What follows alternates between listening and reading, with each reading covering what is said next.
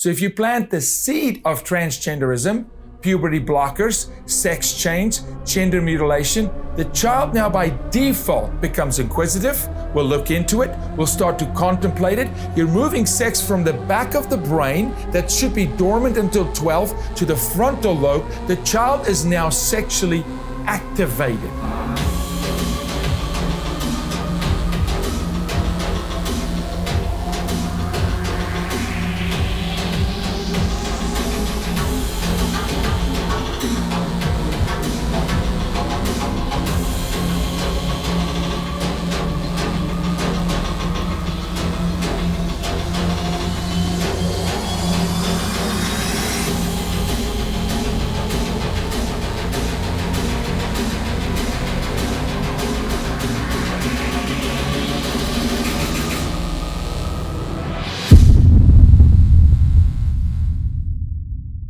All-age drag shows for kids specifically, they began to show up on the scene in a rather benign way. Libraries, the occasional progressive church would host these things.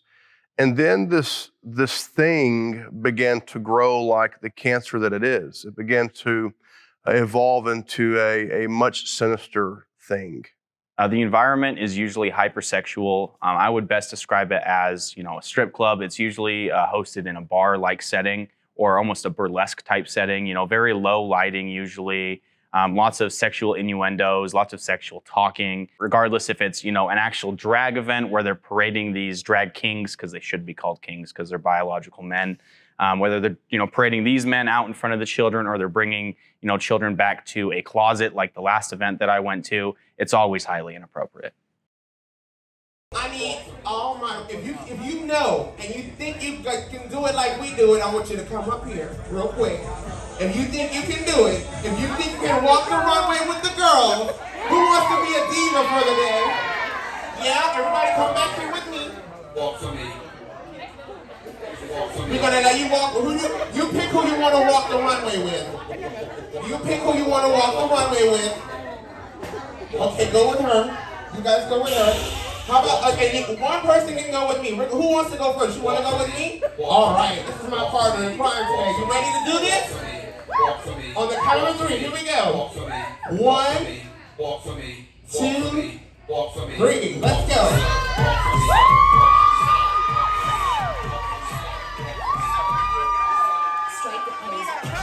Pose.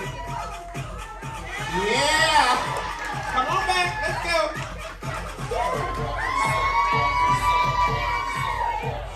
Turn around and give me your pose. So the Mr. Misters event, that was the initial event that I covered that really, sparked the national, I would say protest to these child drag events that really put it in the spotlight. We were standing outside the event waiting to get checked in with our tickets. And, John Doyle and a few other protesters had actually walked up at that moment. And, they're asking these, these parents, they have children with them, they're dressed, my kid's trans shirt, stuff like that.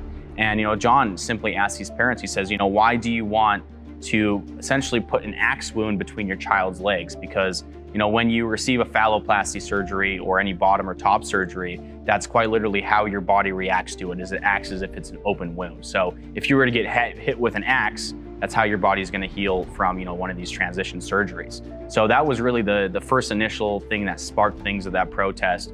And then Antifa seemed to show up, and there was a clash between the protesters and Antifa for hours at a time while we were inside the event. And I got inside the event, and immediately it's low lighting. There's signs that saying, if it's not gonna lick itself, signs saying lick me all over, all of the above. Just very sexually crude sayings and lighting.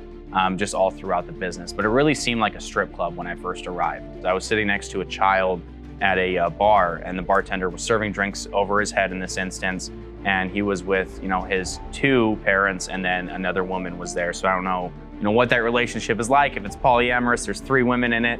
But the bartender was actually having a conversation with this child. He was no older than 10 years old. I would say probably 8 years old. He had a Nintendo DS and a Rubik's Cube the entire event. And while he was talking to this child, the bartender, he asked him, hey, are you gay? And the child just straight up told him, he said, no, I'm not gay. And his mom butt in and, began almost bickering back and forth with the kid and saying, he is gay. Don't let him, lie to you. He's just nervous. He's just shy about, his sexuality.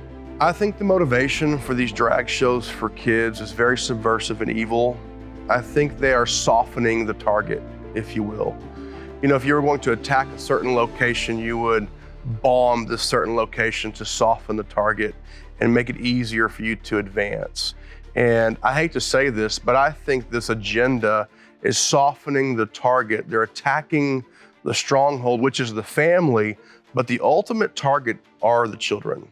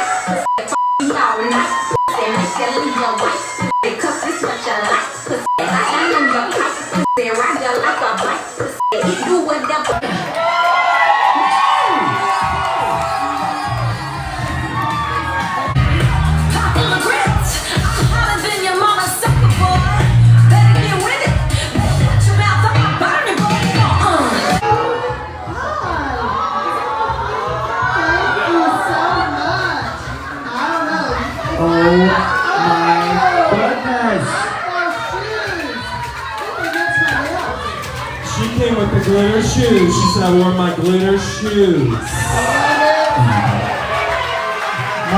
My ovaries just exploded. I want children now. They're delicious. They are delicious. The reason we're seeing a push right now to expose children to drag queens, drag shows, drag queen story hour is because it's a stress test on society. They're testing to see the tolerance of society, measuring how far parents will allow their children to be pushed. And ultimately, it's a battle between good and evil. And we are in a test, and if we do not respond accurately by protecting the innocence of a child and allowing a child to grow up in a godly circumstance and in a normal life cycle, we're going to lose several of our young generations. This is being used as a recruiting tool. Groomer has become cliche, but I think most definitely they're trying to recruit this younger generation, which is why the percent is obscene through the roof with the number of kids who come out to their psychologist and identify as non-binary or questioning their gender. Sometimes people will make a comment and act like these things happen in silos. When you're thinking about the movement to convince children to transition, the transgender movement, gender mutilation, we're talking about double mastectomy for 12-year-old girls, it's all connected. It's connected to sex trafficking. It's connected to sexual exploitation, to abuse, and ultimately, it's connected and driven by child pornography. It's all connected. It's even connected to the abortion movement. It's impossible to look at any one of these things in a silo. Look at them as tools to accomplish a common goal. It's a tool that erodes at the moral fiber and fabric that God created for that child. So whether it is exposing the child to child porn or exposing the child to a culture that is pushing the child to say, maybe I'm trans, or then even going further with puberty blockers and gender mutilation, we've seen it in cultures around the world. They'll use all the different tools in unison, hoping that one of these would stick with a child and would drive the narrative in that individual child. So it's inseparable. These things are correlated and coordinated. The church in Katy, Texas that I attended the show at, it was the First Christian Church, which I wouldn't call them a Christian church at all. They don't practice, Christian values. They don't even have crosses hanging up in their church. There was a pentagram in their church at one point that I walked right by on the way to this transparent closet. But this church in particular, they have this closet in the back of their church. It's not, anywhere where you can publicly see it. And upon, arriving, It was, very welcoming. There was people dressed, in all sorts of interesting attire, whether that's, men in tights or, men in short shorts, all of the above. And, upon arriving, they have a bowl of pins that, has essentially, one of these, the pin that I grabbed individually, it said, "Not all Christians suck." And, Christians was in the rainbow pride colors. So they're intentionally, targeting the LGBTQ audience and saying, hey, this is an inclusive church. We want you here. This is the church that you're allowed to be in. And both pastors, to put into perspective, they are females, and they're both lesbian as well. So, I walk in and immediately I'm being hit on, which, no surprise, it happens a lot at these events. That kind of seems what a lot of these events are for. I came out of the bathroom and I was immediately getting hit on by, in my video, the guy's name was church worker number 2. I don't know his name. And he's talking about how he can get me nipple tassels, he can get me nipple covers.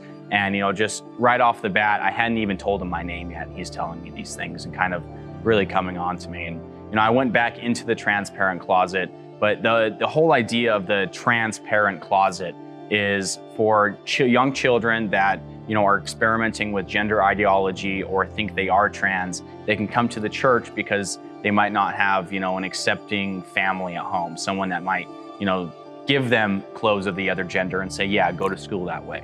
So that's what the church has it set up as, is they actually use home goods bags inside of there. So when you basically walk in, you can set an appointment on Facebook, or if you're a member of the church, you just walk in, and they'll take you on a tour of this transparent closet. They'll leave you in there, and there's, drawers full of underwear, whether it's male, female. They have virtually every piece of clothing that you could ever need. And what really stuck out to me is they have 2 full drawers of chest binders. That's really what they had an emphasis on, was chest binders, chest binders, chest binders, the entire time I was touring this facility. And, once the pastor came in, she saw that I was recording. Obviously, that's a big no-go. She knew something was going on, and I was immediately removed afterwards. But I mean, while I was inside, one of the workers, he's sitting there, stressing that there's panties here, panties here, panties here. And, he's just being sexually lewd the entire time. And right after that event, the same guy that is responsible for giving the children a tour and was giving the children the tour the entire time I was at the event, taking them away from their parents, and if some of them didn't even have parents, but he was bringing them to their closet alone. I mean, he was the one that was, offering me nipple tassels and hitting on me sexually the entire time.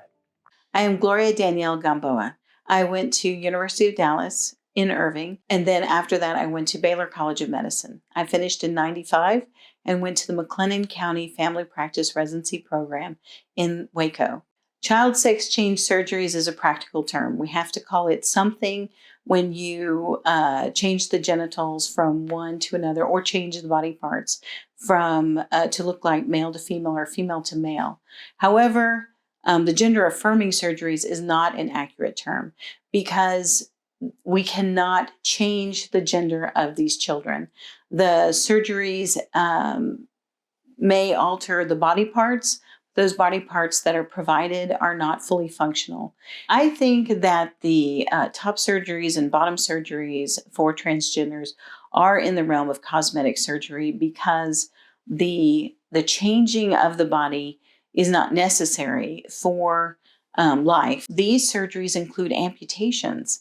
Amputations, whether it's a tooth or especially a body part that you can see. I don't know if anybody really grieves the loss of their appendix, but toes and fingertips, those cause people grief because they no longer have them.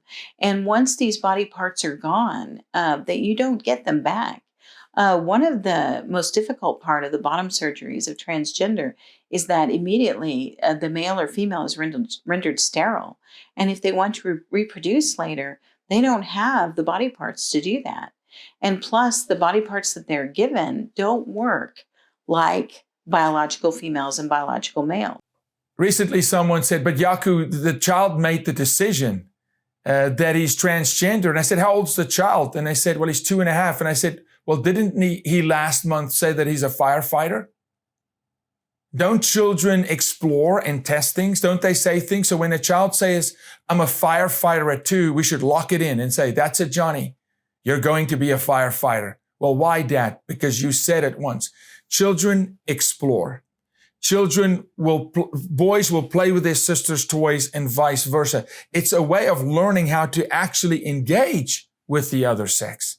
It's actually a way to learn how to understand women for boys and boys for girls. It doesn't mean that that child in that moment has made an infinite decision for the rest of their life and has forfeited their right later on in life to the parents in the moment to make an ultimate eternal decision for them that now they're either transgender or not. So the rise is because the option is being presented to the child. A child has a fertile mind. So if you plant the seed of transgenderism, puberty blockers, sex change, gender mutilation, the child now by default becomes inquisitive, will look into it, will start to contemplate it. You're moving sex from the back of the brain that should be dormant until 12 to the frontal lobe. The child is now sexually activated, is now thinking about sex. Now you opened a door for Satan to mess with that child's mind. That's why you're seeing the rise. Because if for the same reason, all the boys love Paw Patrol, because it's what's presented to them. And in the moment, they want to be cops and firefighters because that's what's presented to their young minds. You present a young boy to sport, he's going to be in love with sport, or at least he's going to try it. So now they're offering an option for a young boy to try being transgender. That little mind is going to grab it, is going to consider it as an option. It's going to explore it, unfortunately, to the child's own detriment. All of it's child abuse. From the drag shows for kids to chopping off the penis of little boys, giving girls double mastectomies. These would, in our opinion, all fall in the category of child abuse. It doesn't just end or begin with the surgery. We think it's the drag shows, the puberty blockers, the cross-sex hormones. We think it all works in concert together, and it's all child abuse. I implore Texans, specifically Texans, to return to the heart of God, be selfless, put the innocence of a child first, understand what God meant when He said, rather you put a millstone around your neck and cast yourself in the ocean than cause one of these little ones to stumble. Presenting sexual immorality to a child as an option that child will then run with is evil. It is anti-God. And I'm asking Texans for once to forget about woke culture or what is politically correct, and let's go to truth. Let Texans again lead the way to reestablish family, where fathers are in the home engaged, earning the hearts of their daughters, presenting the gospel to their children, protecting their children from evil and the wolves out there, not presenting the wolf as a positive option. Texans must lead the way because I do not see another state capable of picking up that torch. It's going to have to be Texas, and Texas parents are going to have to reestablish truth and morality in their own homes and then for their children and champion that in their children. It's the only way we're going to turn this tide. Turn from your wicked ways. I will hear your prayers and I will heal your land. That land is also your home. It's your community, it's your school, it's the heart of your child. And ultimately, Texas can lead this nation.